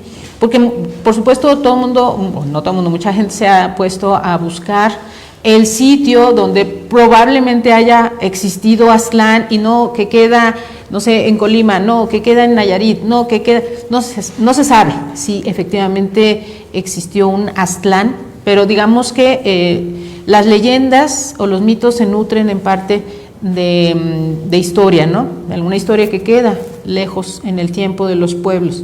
Entonces este pueblo salió de algún punto llamado Aztlán, y parece ser que salieron migrando precisamente buscando condiciones mejores. En algunos casos se dice que iban huyendo de una situación de opresión tributaria, o sea, los tenían hasta aquí con los impuestos y un grupo decide, ya no más, nos vamos. Estaban liderados por un personaje que pudo haberse llamado Huitzilopochtli, Mexi también se pudo haber llamado, y este personaje, este líder de este grupo, probablemente a su muerte lo deificaron, ¿no? En 1276 los mexicas se establecieron en Chapultepec por un periodo aproximado de 70 años. Es durante esta estancia que sufren la primera transformación política y social al interior de su estructura. Es decir, ellos ya venían con ideas culturales, pero seguían funcionando como un grupo tribal, digamos, ¿no? Entonces, ya llegando aquí a este contexto, entonces ahora sí tienen que dar el paso para cambiar. Tienen que centralizar el poder, es decir, este líder se tiene que volver un personaje fuerte, personaje poderoso, que pueda no solo representarlo, sino mandar y unificar en torno a él, ¿no? En torno a su persona, a todo su pueblo, ¿no? Tiene que tener alguna capacidad militar o religiosa. Entonces, esta transformación es la que empiezan a tener en ese momento los mexicas. Los señoríos vecinos vieron en ellos pues un potencial, ¿no? Amenazador. Ellos estaban viendo que esta gente que estaba llegando, que estaba buscando ver dónde se asentaba, aquí o allá, pues les podía causar problemas, desorden, desequilibrio. Entonces eran una amenaza. Particularmente en Culhuacán, el señor de Culhuacán, que era parte de una dinastía de ascendencia tolteca, estos sí eran de ascendencia tolteca, pues los veían así como con recelo, ¿no? O sea, gente acomodaticia que está viendo a ver qué hace. Este señorío entonces decide deshacerse de los mexicas y los obliga a vivir en un lugar bastante feo, muy inhóspito, lleno de animales ponzoñosos, los manda al rincón más horrible que había por ahí. Dicen que había animales ponzoñosos, que había serpientes, y también además de que los manda a vivir en un lugar todo horrible, les dice, y si se quieren quedar aquí, además me tienen que servir como soldados. Qué pena. Bueno, entonces pues a los mexicas no les quedaba otro remedio, o si no, no tenían ningún lugar donde vivir y pues eso se complicaba. Sirvieron como soldados, como hacemos, si quieres, las preguntitas al ratito. ¿Sí? Muchos mexicas estaban creciendo, también ese era el problema, ¿no? Que cada vez eran como más gente, entonces había necesidad de un lugar cada vez más grande para ellos. Si hubieran sido, digamos, un pequeño grupo tribal, no hubiera habido tanto problema, pero como cada vez esta gente crecía más, pues ya no había como dónde acomodarlos adecuadamente y no les gustaba a los que ya estaban asentados ahí. Entonces, por eso estamos hablando de toda esta leyenda de la peregrinación de los mexicas, ¿no? Que probablemente ustedes hayan escuchado, que la fundación de México, de la actual Ciudad de México, tiene lugar precisamente porque ellos van peregrinando de un lugar a otro, también porque los van echando, ¿no? Y se van peleando con todo el mundo. Entonces no hay un lugar donde ellos puedan quedarse, donde ellos puedan establecerse adecuadamente. Entonces se pelean con la gente de Culhuacán, porque en algún momento los mexicas, que son muy levantiscos y rebeldes, ellos tienen como esa vena guerrera, ¿no? Entonces no se acomodan a estarle sirviendo al señor de Culhuacán y les parece como que no, que por ahí no era. Se pelean con los de Culhuacán, los mexicas son derrotados y los expulsan, o sea, lo que no querían que les pasara les pasó, los expulsan de ahí, fuera, ya, chao. Y van a dar a la zona pantanosa del lago de Texcoco, o sea, donde nadie quería vivir, ahí terminan viviendo los mexicas porque no había más opciones. Llegan y el único sitio feo donde nadie quería vivir, pues ahí les toca, era un islote medio de la laguna, además un sitio medio peligroso, vamos a ver por qué, donde según las crónicas, porque ya no les quedaba un poco no más remedio, los mexicas dicen que ahí vieron las señales, ¿cierto? Que su Dios les había prometido, que la tierra en donde encontraran,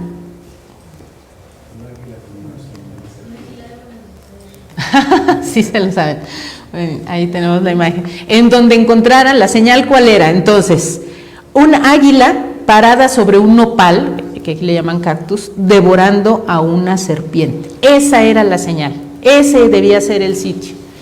Entonces, pues el sitio fue en ese islote donde ellos vieron, dice la leyenda, esta señal, ¿no? La fecha de entonces de fundación, en la que coinciden la mayoría de las fuentes para la fundación de México Tenochtitlan, es el año 2 Cali, que corresponde al año de 1325. Entonces, eso quiere decir, la Ciudad de México no surge con la llegada de los españoles, sino que la Ciudad de México, México Tenochtitlan, se funda en 1325, ¿sí? De ese año es su fundación, y por eso ustedes ven representado en el escudo de la bandera nacional, o sea, el escudo mexicano, el águila devorando una serpiente parada sobre un nopal. Esa fue la señal que encontraron los mexicas. Y a partir de ese momento, bueno, aquí veamos el lago. Entonces, ahí la manchita oscura, en medio de la laguna, fue donde los mexicas pues se tuvieron que hacer. Ahí no había para dónde, todo alrededor estaba ya poblado. Y pues en todas esas poblaciones en tierra firme no los querían, entonces terminaron ellos en ese islote. Un pedacito de tierra a partir de la cual ellos tienen que ir creciendo, entonces por eso se cranearon el tema de las chinampas, ¿no? Entonces tuvieron que sacarle tierra al lago para poder sobrevivir, porque además no los dejaban trabajar en tierra firme, ¿no? Es decir, ustedes viven ahí y ahí se las arreglan, y se las arreglan perfectamente, ¿sí? Entonces a partir de eso empiezan a crecer cada vez más, hasta que la Ciudad de México Tenochtitlan se convierte en toda una metrópoli. Bueno, ahí vemos diferentes partes del lago. El sistema lacustre le provocó muchos problemas a la Ciudad de México Tenochtitlan, o sea, ya en su momento Tenochtitlan tenía cualquier cantidad de problemas por inundaciones, porque estaba además como en una parte baja del lago. Entonces, cuando eso llovía, y llueve tenaz todavía, el lago subía el nivel y pues inundaba buena parte de la ciudad. Entonces siempre tuvo problemas la Ciudad de México por el tema del agua, de manera que desde prácticamente ni siquiera de la llegada de los españoles, desde antes de la llegada de los españoles se intentaron diversas técnicas de ingeniería muy interesantes como para contener las aguas y que no se vinieran a la Ciudad de México. El albarradón, por ahí creo que aparece, si no en otra imagen, es digamos como un muro de contención, ¿no? Que trataba de frenar las aguas. Bueno, además era agua salobre, es decir, no era agua potable, podía servir para la agricultura, pero para beber era complicado. Entonces había que traer agua de otro lado, agua potable. Todo ese sistema de ingeniería lo desarrollaron los mexicas, tanto este sistema de contención de aguas o protección de la ciudad para evitar en lo posible las inundaciones, pero nunca se logró del todo, como para traer agua potable a la Ciudad de México. Pues sigue siendo el mismo problema hasta el día de hoy. La Ciudad de México, ustedes saben, entonces, bueno, y como el problema siempre fue el lago, pues había que secarlo, ¿no? Saquemos toda el agua para que ya no tengamos el problema de que nos inundemos. Bueno, entonces ahora México, la ciudad, ¿no?, ha crecido sobre un antiguo sitio lacustre, de manera que por debajo es lodo.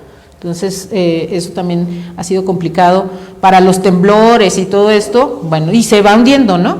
Eso se va hundiendo cada vez más. Los que hayan ido a la Ciudad de México y hayan entrado en alguno de estos templos o edificios del centro, han podido ver que están chuecos o que están como muy abajo, ¿no? Problemas de hundimiento tuvo incluso la Catedral Metropolitana del Zócalo, que se tuvo que intervenir, pero completamente para rescatarla, porque además se estaba hundiendo la catedral de tal manera que terminó encima de una cuña de las antiguas ruinas de Tenochtitlan, ¿no? Entonces estaba quebrando. Había que levantarla y mantenerla así, ¿no? Que es como ahora ya la podemos ver ahí quietica, pero hay Se tiene mucho cuidado con la catedral, ¿no? Porque eso está complicado. El subsuelo de la Ciudad de México sigue siendo un problema. Sigue siendo problema para la Ciudad de México el abastecimiento de agua potable. Los que vayan a la Ciudad de México no pueden tomar agua de la llave. No. Aquí en Bogotá uno puede tomar todavía agua del grifo, le llaman ustedes, ¿no? Y sin problema. Es un agua muy buena, pero en México no. Se trae de muy lejos, luego el agua no es muy buena. Entonces, vean ustedes que por su fundación ha sido como una historia continua, algunos problemas los seguimos teniendo desde el principio, ¿sí? Que es el tema de la situación originalmente lacustre de México Tenochtitlan. Ahí vemos desde otro lado cómo fue creciendo la ciudad de Tenochtitlan en medio del agua, ¿no? Y se conectaron a tierra firme a través de estas calzadas, largas calzadas, avenidas muy grandes, muy anchas, que conectaban al islote con tierra firme. Mismas calzadas que impactaron incluso a los españoles que entraron a la Ciudad de México, Tenochtitlan. Cortés fue recibido por Moctezuma, ¿no? Y vivió Cortés y sus soldados ahí un tiempo en uno de los palacios del centro de la Ciudad de México. Entonces ahí tenemos otra imagen de la ciudad de la antigua ciudad de Tenochtitlan. Gracias a la tecnología y digamos que les ayuda a los especialistas a reconstruir a partir de los restos arqueológicos y de diferentes estudios, podemos tener estas imágenes que nos dan una mucho mejor idea de lo que estamos hablando. Bueno, espero, ¿verdad?, que podamos tener como más idea de cómo era la ciudad. Bien, entonces, ¿qué pasó entonces con los mexicas? Ya encontraron el islote, la señal, empezaron con el tema de las chinampas, hasta ahí bien. El tema fue que empezaron entonces a perfeccionar también el tema de las alianzas políticas. Si querían sobresalir, porque la leyenda, o sea, la profecía también les había vaticinado que serían un gran pueblo, ¿sí? Un pueblo poderoso, no solamente que iban a encontrar un lugar donde vivir, sino que esa señal era también el símbolo de que se iban a convertir en un pueblo importante. Entonces, para llegar a ese objetivo, los mexicas tuvieron que empezar a hacer alianzas militares con otros señoríos y digamos, hacer discordia entre ellos para poder avanzar. Se establecen entonces alianzas con los señoríos de Texcoco y Tlacopan, Tacuba. Los mexicas lograron dominar toda la región circundante y una vez asegurada la zona, llevaron a cabo diversas campañas militares. Entonces, los mexicas son un pueblo guerrero, ¿sí?, principalmente. Con los mayas hemos visto que ellos se especializaron en materias del conocimiento. Por supuesto, debieron los mayas haber practicado la guerra, porque de otra forma no se explica, digamos, tanta expansión maya por todas partes en cuestión de comercio y demás, pero no era como su perfil fundamental, ¿no? Ellos tenían estas áreas del conocimiento también especializadas. Ahora, el perfil de los mexicas es distinto, porque ellos sí se dedicaron a hacer la guerra fundamentalmente. La guerra no solamente era para la supervivencia de este pueblo y hacerlo grande, o sea, darle gran poder, sino también la guerra era ritual, ¿sí? Era un deber religioso para los mexicas. Entonces, con todas estas campañas militares que emprendieron a través de las alianzas, extendieron poco a poco sus dominios hasta llegar al centro de Veracruz, o sea, la antigua zona olmeca, a Oaxaca, para el otro lado, ahí vamos a ver el mapita, y Guerrero, y donde obtuvieron cuantiosos tributos, empezaron a enriquecer, ¿sí? Porque por donde iban ellos dominando, porque los mexicas eran, digamos, conquistadores, entonces ellos dominaban, extraían impuestos de los pueblos por donde pasaban, y los tributos podían ser en especie o en personas, ¿sí? Ellos, los mexicas, necesitaban mucha gente para el sacrificio y para otras actividades también, ¿no? Entonces necesitaban mano de obra, necesitaban cautivos, es decir, la opresión que fueron desarrollando los mexicas, pues fue dura. O sea, es un pueblo que se convierte en un pueblo conquistador y es muy difícil, ¿sí? Pero con todo esto, entonces la metrópoli mexica se volvió próspera y magnífica. A ver, una imagen de cómo debió haber sido el centro de la antigua Ciudad de México, Tenochtitlan. Para 1502, cuando asumió el trono Moctezuma II, Moctezuma Xocoyotzin, el Moctezuma que conoció Cortés, el territorio dominado por los mexicas era del tamaño de la Italia moderna. Su corte era suntuosa, refinada. Moctezuma tenía varias esposas, servidores, juegos, enanos, joyas, tocados, todo lo que ustedes quieran, ¿sí? Vivía entonces en una ciudad que ya para 1519, cuando llegaron los españoles, ocupaba un área de aproximadamente 13 kilómetros cuadrados con una población impresionante para aquella época. 80,000 habitantes, o sea, era mucha gente, ¿no? Claro, a nosotros quizás ya no nos impacta tanto, pero en aquel momento era, digamos, tenía más gente que cualquier otra ciudad en Europa, ¿sí? 80,000 habitantes, era un montón. Bueno, aquí tenemos la comparación que yo les quería hacer. Entonces, aquí vemos la antigua Ciudad de México, Tenochtitlan, limpiecita. Imagínense en medio de la laguna con esos reflejos en el agua, el sol, custodiada siempre por los volcanes, el Popocatépetl, el Iztaccíhuatl. Entonces, el paisaje era espectacular, ¿no? Y ahora, pues a veces sigue siendo espectacular la Ciudad de México, nomás que a veces tiene algunos problemas de contaminación y demás, pero es pues una urbe gigantesca, ¿no?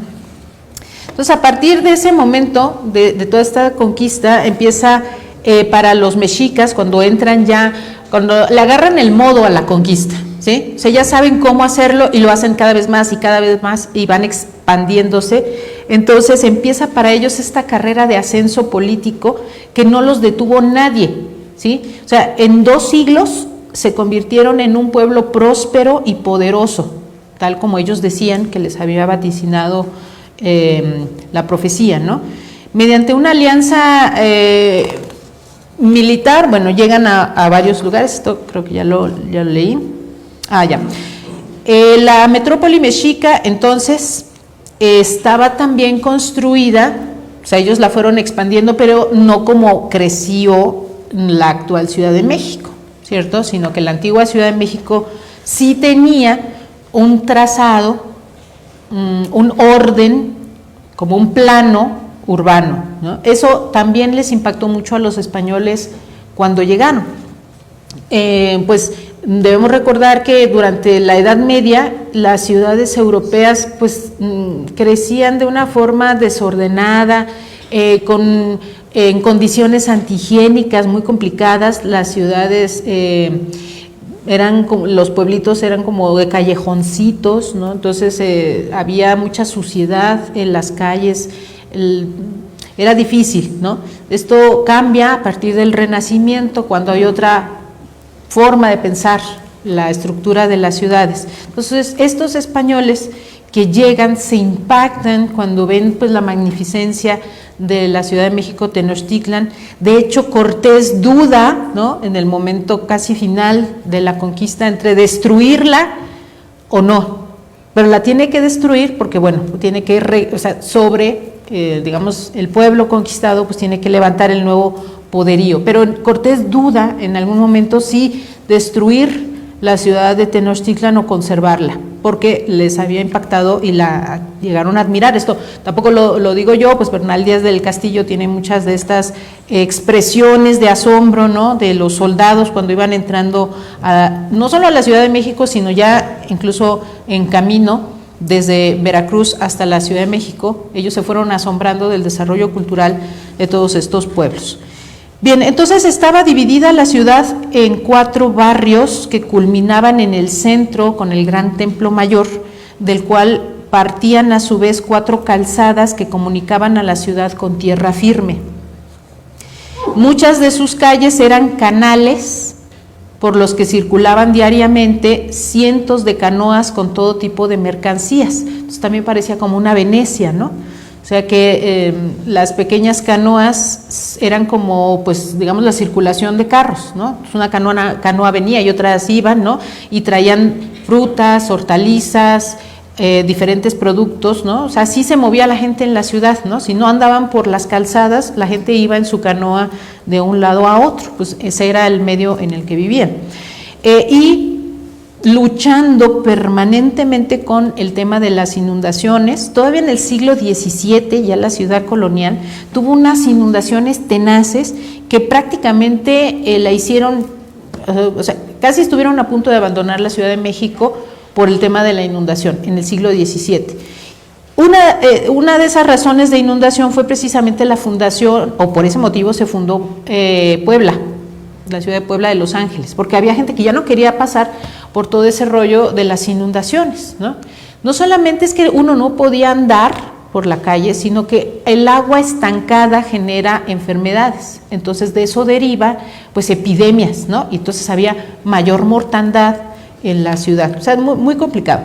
Todavía seguimos con el tema de las inundaciones, pero en fin. Entonces los mexicas pues siempre estuvieron pensando en cómo solucionar todo eso, a pesar del dinero que tenían, de toda la plata que les iba llegando, y de todas las avanzadas obras de ingeniería que estaban haciendo, pues el problema siguió. Bien, el agua potable se traía de Chapultepec y de Coyoacán. La perspectiva entonces de la ciudad de Tenochtitlán era la de una ciudad en medio del agua, colmada de templos, planificada, llena de color. Hoy vemos solo las piedras pelonas, ¿no? Se les ha caído su cobertura de estuco a casi todas. El doctor Miguel León Portilla señalaba que, comillas, el desarrollo cultural de los mexicas quedó de manifiesto en la arquitectura, las monumentales esculturas, la metalurgia, el arte plumario, la elaboración de libros o códices, así como en el culto religioso, la educación y la producción de una rica literatura. ¿Sí? Cierro comillas. Bueno, aquí tenemos otra reconstrucción digital, de ya como más un zoom, ¿no?, al centro de la Ciudad de México, Tenochtitlan, es decir, donde hoy está la catedral, el Zócalo, ¿no?, donde hoy está el Zócalo de la Ciudad de México, pero particularmente en el huequito que hay entre Catedral y Palacio Nacional, ahí estuvo el Templo Mayor. De hecho, se localizan ahí las ruinas y ustedes pueden ir a ver el museo, ¿no?, donde se explica toda la historia del Templo Mayor. Entonces, pero el Templo Mayor era, por supuesto, el centro, digamos, el centro del recinto ceremonial importante de la ciudad. El Templo Mayor era un templo dual, o sea, una pirámide. En la cúspide tenía dos templos, uno dedicado al dios patrono de los mexicas, que era Huitzilopochtli, y el otro templo dedicado al dios de la lluvia, que era Tlaloc, ¿sí? Ahora, mucho se ha hablado de los sacrificios entonces que se hacía en el antiguo México, particularmente entre los mexicas. Eso no quiere decir que los mayas o los otros pueblos no hayan tenido sacrificios. Sí, por ejemplo, los mayas lo que hacían era, practicaban mucho el autosacrificio, es decir, ofrendar la propia sangre pinchándose la lengua, las orejas, una parte de la pierna, etcétera, ¿no? Pero entre los mexicas fue un poco diferente, ¿sí? El mismo doctor León Portilla señala también que a pesar del avance cultural logrado por los mexicas, es innegable que entre ellos se practicó el sacrificio humano con mucha mayor intensidad que en las pasadas culturas. Esto se debe precisamente a que ellos consideraban seriamente que la ofrenda humana era la más preciosa ante los dioses y que de ella dependía la continuidad del mundo. Sí, para ellos, para su creencia, en particular para los mexicas, la existencia del universo dependía de la ofrenda. ¿Y qué mayor ofrenda, o sea, qué cosa más valiosa podemos ofrendar los seres humanos si no es nuestra sangre o nuestra propia vida? No hay nada más valioso, ¿sí? Octavio Paz mucho tiempo después, digamos en el siglo pasado, el siglo XX, más o menos entre 1950, escribió un librito de ensayos que ustedes seguramente recordarán. ¿Cómo es que se llama el librito de Octavio Paz? A ver si alguien se acuerda. Bueno, tarea. Entonces, Octavio Paz. Octavio Paz dice que los mexicanos seguimos siendo un pueblo ritual. Es decir, hay cosas que nosotros no dejamos de hacer y que para el pueblo es muy importante, como la fiesta del Día de Muertos, sí, que es un ritual todavía muy importante. El tema de la ofrenda del Día de Muertos está íntimamente ligada al pasado, a nuestro pasado del México antiguo. Entonces, la ofrenda, en el caso de la festividad del Día de Muertos, está presente en todos los lugares de México, tanto en sitios públicos. Por ejemplo, en el Zócalo se hace una mega ofrenda, luego también se ponen ofrendas grandes en Ciudad Universitaria o en otros lugares, a veces en las plazas centrales de los pueblos o incluso de las alcaldías, que ahora creo que también se llaman ahí en la Ciudad de México, ponen un altar, ¿no? Y la gente en su casa tiene un altar doméstico, es decir, no es solo el altar que ya puede uno ver en la calle dedicada a algún personaje importante que se haya ido, sino que además en casa la gente sigue recordando a sus seres queridos mediante este rito, ¿no? De ofrecer algo, presentar una ofrenda en ciertos días del año. Eso es un ritual, no se pierde, es importante, la gente se va preparando desde días antes para esa celebración, y entonces ese mero día, bueno, 1 y 2 de noviembre, son días súper importantes. La gente no está en otra cosa sino en lo del Día de Muertos, y entonces que hay que ir al cementerio, al panteón, le decimos, etcétera, por esa fuerte tradición ritual. Claro, las ofrendas, por supuesto, ahora son muy distintas, ¿no? El pan de muerto, por ejemplo, que comemos, los tamales que comemos, sigue siendo un poco de manera ritual, ¿cierto? Después, cuando se supone que ha llegado el alma del difunto y que ha absorbido la esencia de esa ofrenda, entonces nosotros la podemos comer. Pues todo esto tiene su raíz en este punto, ¿no? O sea, el ritual y la ofrenda que permanecen, ¿no?, fuertemente arraigados en el México actual. Quizás ahora las nuevas generaciones hayan cambiado ya un poco, el tema, por ejemplo, de otras celebraciones de otros países se suma, es decir, se absorbe, queda dentro de la gran celebración. Bien, entonces, el ritual y el sacrificio en el antiguo México era un acto de agradecimiento y que mantenía a los dioses como en un buen ánimo, pues, ¿no?, para estar continuando o manteniendo el ciclo de la existencia. También a través del sacrificio se les daba gracias, ¿no?, por haber creado, es decir, no solo que mantuvieran la creación, que siguiera todo funcionando, que hubiera día y noche y cambio de estaciones, lluvias secas y demás, sino que también era una forma de agradecerles por haberlos creado, ¿no?, por haber creado el universo y por tener vida, ¿sí? Pero el tema es que Huitzilopochtli, que es el dios patrono de los mexicas, dios de la guerra, dios solar, ¿sí?, o sea, están relacionados también, necesitaba un tributo abundante. O sea, uno puede entender, bueno, ok, uno necesita retribuir a los dioses, pues porque todo lo que hicieron y que tengan una humanidad agradecida, hasta ahí, ok. Pero el tema con Huitzilopochtli es que necesitaba bastante más, era un dios muy exigente, ¿sí?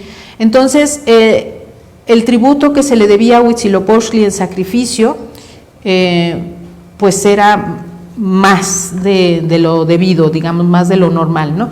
Es cierto entonces que a la llegada de los españoles estaba pasando otra cosa. Entonces, los mexicas, un pueblo guerrero, dios patrono Huitzilopochtli, dios de la guerra, y exigía a Huitzilopochtli bastante más sacrificios. ¿Cómo hace usted entonces para conseguir tanto cautivo que ofrendar a Huitzilopochtli?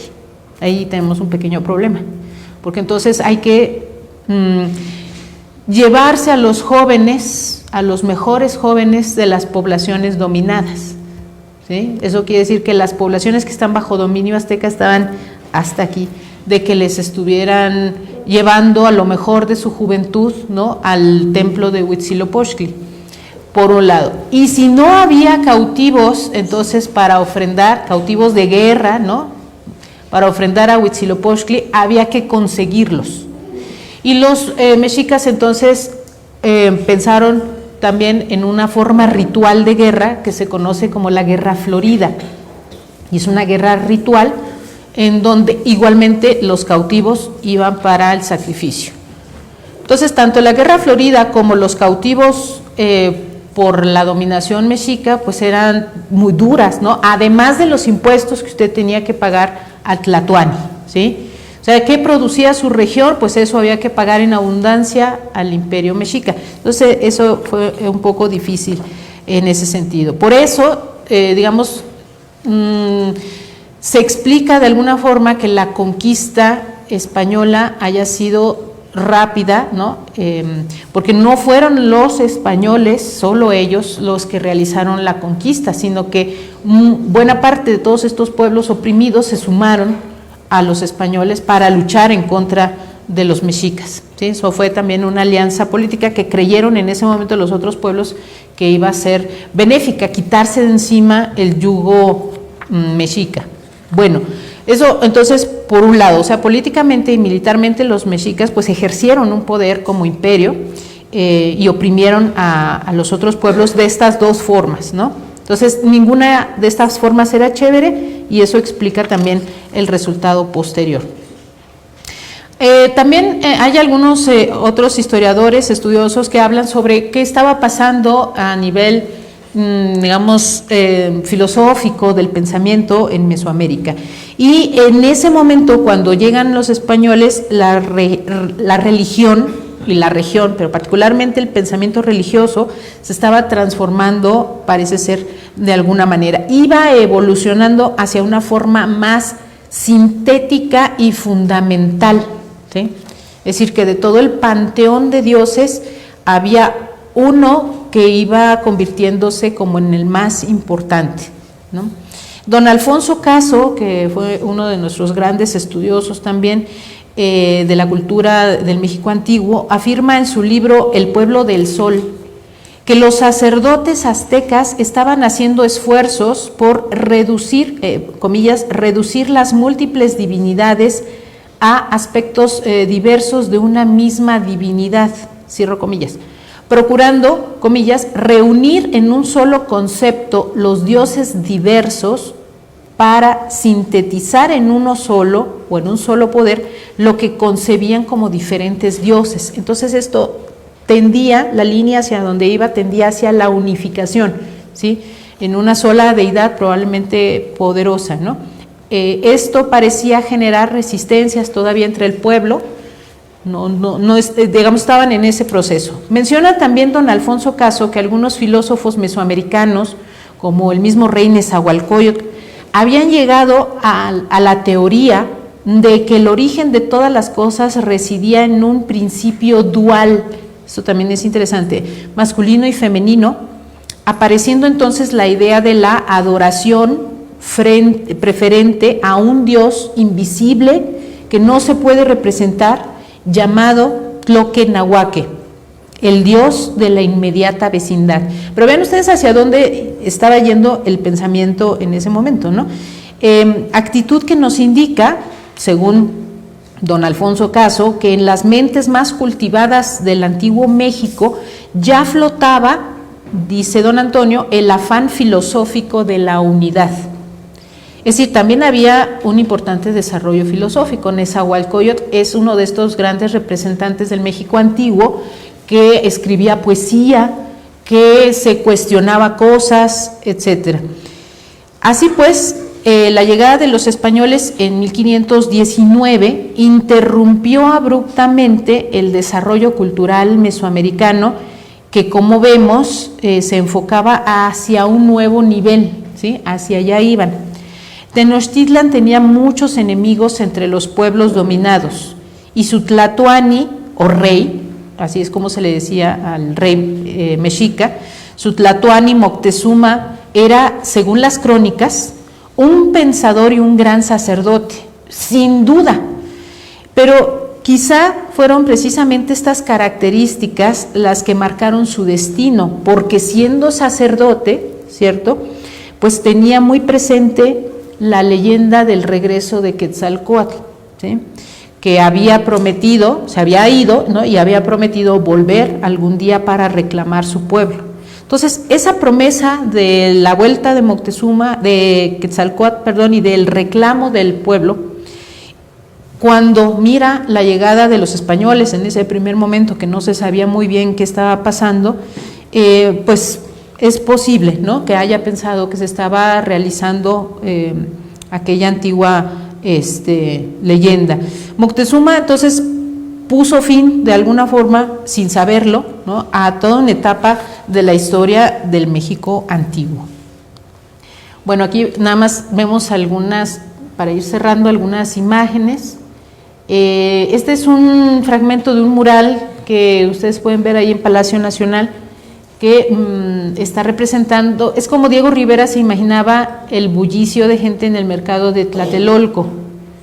Entonces se vendían productos de todas las regiones, pero no solamente se vendían cosas, era como un business center en donde la gente además iba a cuadrar sus negocios. Entonces era gente que se encontraba ahí para comprar, pero también para hacer negocios. Entonces era multitudinario. Ahora, el tema de los mercados callejeros, locales, pues sigue siendo cotidiano en la Ciudad de México de nuestros días. Todavía nosotros vamos al tianguis, que casi siempre se pone los fines de semana, o quizás un día también, a veces hay tianguis a mitad de semana, pero el fin de semana uno va a comprar al tianguis, pero en el tianguis también se encuentra con las personas y podemos comer juntas, ¿no?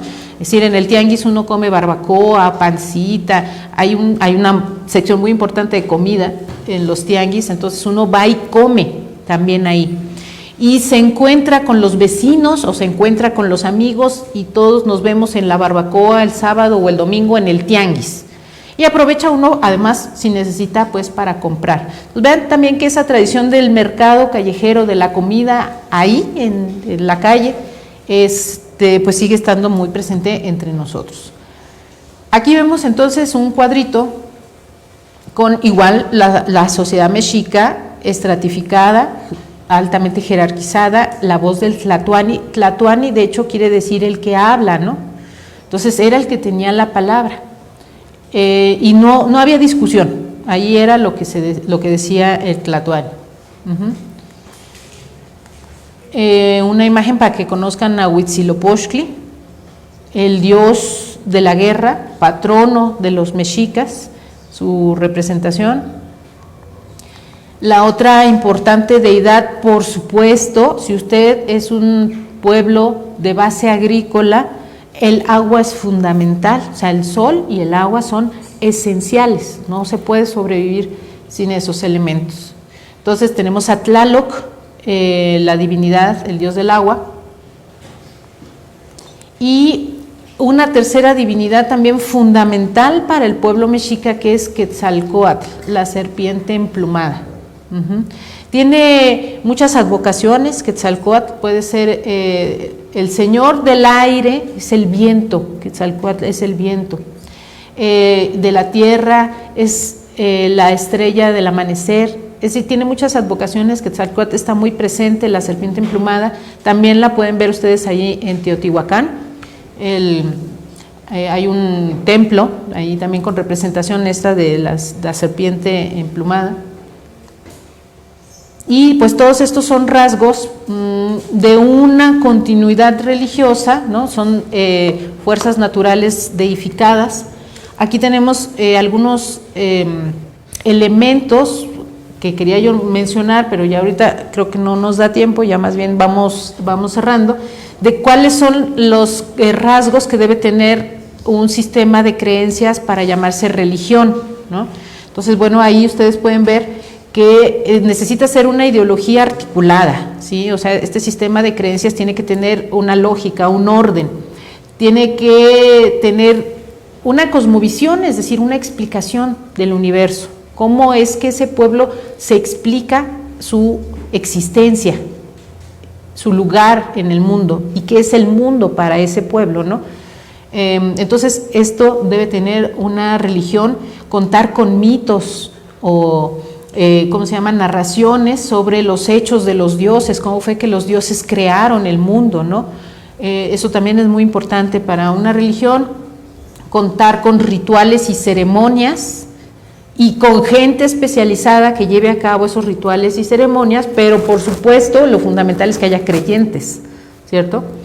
Esos son como los rasgos generales para que un sistema de creencias pueda llamarse religión, y pues era una religión formal la que se practicaba en el antiguo México. Bien, ahí tenemos la representación de cómo ellos pues explicaban el universo, cuál era su forma. Había 4 importantes puntos, 4. Había una concepción dual, ¿no?, femenino y masculino. Los principales dioses tenían su contraparte femenina, y esto era parte del equilibrio, de la armonía. Entonces, esto es muy importante, ¿no? Un concepto cíclico. Recuerden, ¿sí?, esta imagen de lo circular, la creación y el balance de fuerzas que se deben mantener en equilibrio. Estas antiguas culturas estaban muy preocupadas porque el equilibrio no se rompiera. Y bueno, en algunas otras culturas, por ejemplo, en China, pues va a ser muy importante, por ejemplo, en el Tao, ¿no? Incluso la medicina china también le da importancia al equilibrio interior. Usted se enferma porque pierde el equilibrio interno. Algo se descompone en su interior. Entonces hay que recuperar el equilibrio interno para recuperar la salud, ¿cierto? Bueno, entonces son conceptos fundamentales a los que llegan todas estas personas. La dualidad de la vida, pues hay dualidades evidentes, día-noche, frío-calor, vida-muerte, hombre-mujer. Entonces todo esto le da forma a un elemento más a la cosmovisión. Y hay pasos en estas antiguas religiones para llegar a la imagen del sacerdote. Tampoco el sacerdote viene de buenas a primeras a aparecer, sino que hay un proceso. El chamanismo o el chamán sigue siendo todavía en algunos pueblos del interior de México importante personaje de la comunidad, o las curanderas, las mujeres que saben cómo, ¿sí?, que tienen antiguos conocimientos. Bien, y finalmente poder y lenguaje. Por supuesto, también la palabra va a ser importante, como en otros pueblos de la humanidad. Ahí vemos en el mapita la extensión que llegó a tener todo el imperio mexica. Pues vean que de costa a costa, o sea, los mexicas fueron por todas partes. Ahí incluso incluyen la zona maya, pero la zona maya no fue conquistada bélicamente, sino más bien parece ser que solo comercialmente, los obligaban a comerciar con los mexicas.